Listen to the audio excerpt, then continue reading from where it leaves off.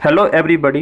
In this video we shall study about the role of National Assembly in French Revolution.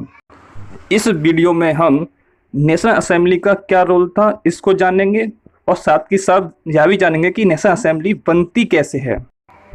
State general की meeting में जब third state के लोगों ने proposal रखा था कि 1 पर्सन 1 वोट होना चाहिए, तो राजा ने इस प्रपोजल को इनकार कर दिया। तो थर्ड स्टेट के लोग उस असेंबली को छोड़कर वहाँ से निकल जाते हैं। 20 जून 1789 में थर्ड स्टेट के रिप्रेजेंटेटिव्स असेंबल होते हैं, इकट्ठे होते हैं वर्साइल के इंडोर टेबल टेनिस कोर्ट में, और उन्होंने अपने आप को नेशनल असेंबली घोषित कर दिया। इस तरह से फ्रांस के अंदर नेशनल असेंबली का जन्म होता है। आप इस पिक्चर में देख सकते हैं कि लोग टेबल टेनिस कोर्ट के अंदर गैदर हुए हैं। उसके बाद उन्होंने एक शपथ खाई कि जब तक वो लोग कॉन्स्टिट्यूशन को नहीं बना लेंगे तब तक उनकी असेंबली डिस्पर्स नहीं होगी।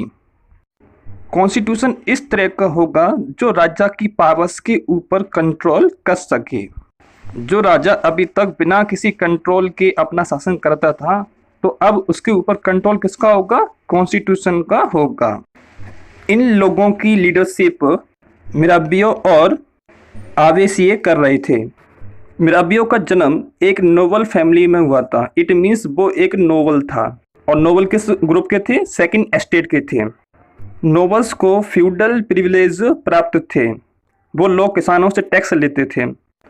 हालांकि मिराबियो भी एक नोबल था, लेकिन उसने ये चीज़ महसूस की थी कि ये सिस्टम समाज में से अब ख़त्म हो जाना चाहिए। इसके लिए उन लोगों ने क्या किया? थर्ड स्टेट के लोगों का साथ दिया है। मिराबियो ने एक पत्रिका भी निकाली और उस भीड़ के सामने उसने एक जोरदार भाषण भी दिया लोगों को मोटिवेट करने के लिए। आवेसिये एक प्रिस्ट था, और प्रिस्ट किससे बिलोंग करते थे? फर्स्ट स्टेट से बिलोंग करते थे। उसने एक बहुत अच्छी पैम्पलेट लिखी जिसका नाम था what is the third state, यानी कि थर्ड स्टेट क्या है, इसके बारे में उसने एक पुस्तिका भी लिखी है। तो अब नेशनल असेंबली कॉन्स्टिट्यूशन को ड्राफ्ट करने में लग गई है, कॉन्स्टिट्यूशन को बनाने में वो जी जान से जुटी हुई है। अब हम देखते हैं कि फ्रांस में उस समय कंडीशन क्या थी। फ्रांस में उस समय बहुत भयंकर सर्दी पड़ रही थी, जिसके कारण से फसल जो थी नष्ट हो गई थी। आपने पढ़ा था सब्सटेंस क्राइसिस, इसके अंदर आपने पढ़ा था कि फसल अक्सर खराब हो जाती थी। तो सेम कंडीशन यहाँ पर हो रखी है कि फसल यहाँ खराब हो गई है। फसल खराब हो जाने के कारण अब ब्रेड की कीमतें जो हैं बहुत तेजी से इंक्रीज हो चुकी हैं।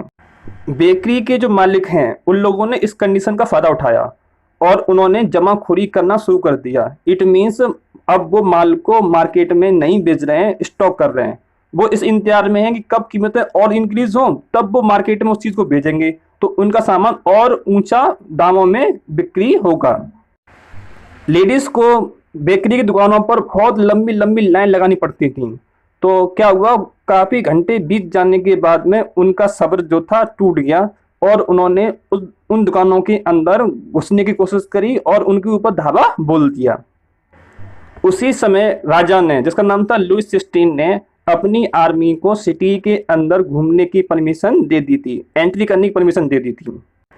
इसके बाद लोगों को गुस्सा आ जाता है और उन्होंने बास्टील के फोर्ट को नष्ट कर दिया, और वो दिन था 14 जुलाई 1789। इसी दिन से फ्रांस की रिवॉल्यूशन शुरू होती है।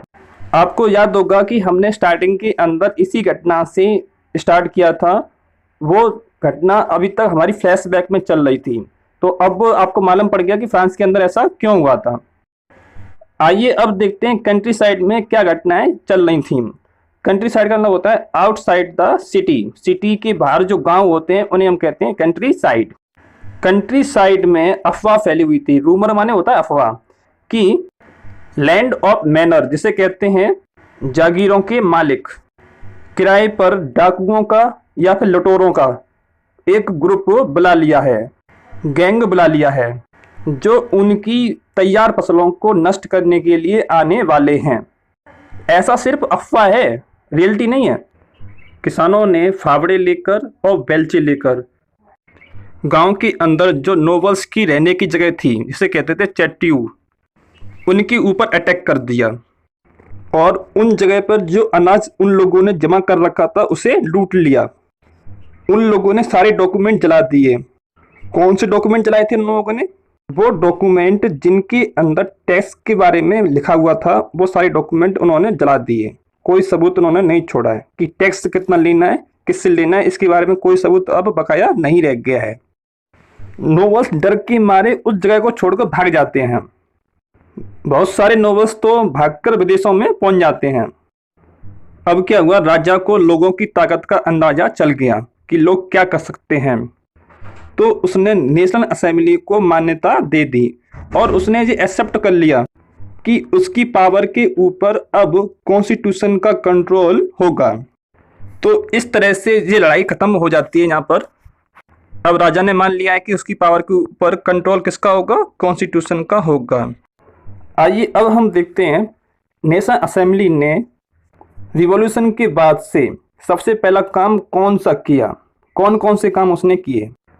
4 अगस्त 1789 को रात के समय में असेंबली ने एक डिक्री पास कर दिया, एक ऑर्डर पास कर दिया और फ्यूडल सिस्टम को ख़त्म कर दिया। आपको याद होगा, फ्यूडल सिस्टम में लोगों को टैक्स देने होते थे और नोबल्स के लिए काम करना होता था। ये उनका क्या था, ऑब्लिगेशन था। तो अब ये सिस्टम खत्म कर दिया है, ना तो उन्हें टैक्स देना पड़ेगा और ना ही उनके लिए कुछ काम करना पड़ेगा। उन लोगों ने क्लर्जी लोगों को परेशान किया, फोर्स किया कि वो लोग अपने स्पेशल राइट को छोड़ दें।